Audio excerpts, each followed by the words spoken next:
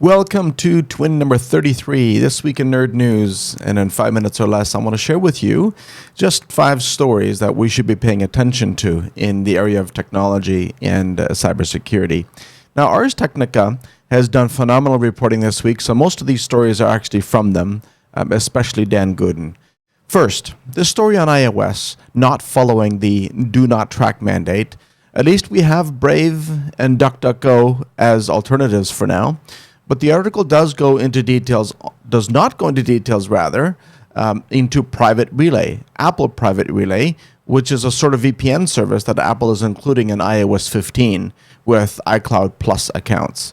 But even with that feature enabled, I explain how only some IP-based privacy is gained here at this URL, adamnet.io/private relay.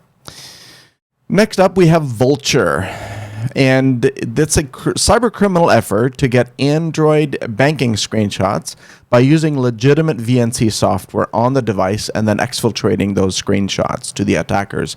It's crazy that this is even possible in Android today, but it is just another reminder that out-of-band protection on mobile devices is becoming more and more important to be proactive about this type of attack.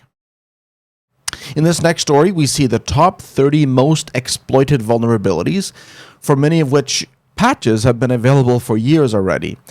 This means collectively, we are just not patching, we're not updating, and there's just no excuse for that. Now let's talk about Cobalt Strike again.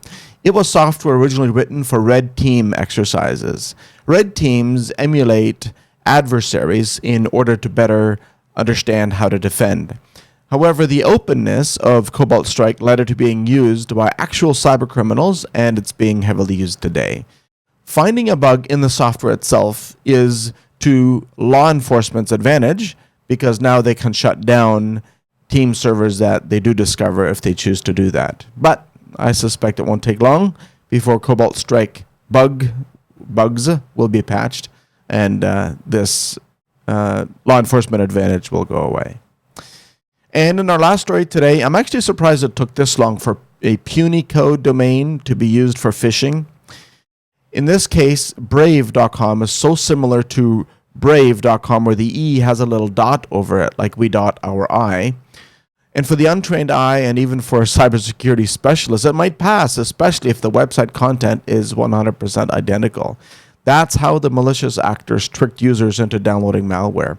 And with the help of Google advertising, and since Google's advertising allows for exact matching of trademarks, Brave is not the same as Brave with a dot over the E. So there's absolutely nothing Brave could have done to prevent this. In fact, with over 1,000 top-level domains to choose from, it's impossible to proactively register every combination, even for a company like Google that goes to the furthest lengths I've ever seen to use domain name protection of registering Google with many O's, for example. They register every one of them.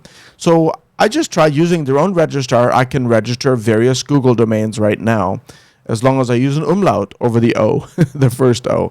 Wow, don't do this, by the way. Just letting you know that this day and age, it is so easy to be bad that it is only our moral compass that serves as a guide to do the right thing.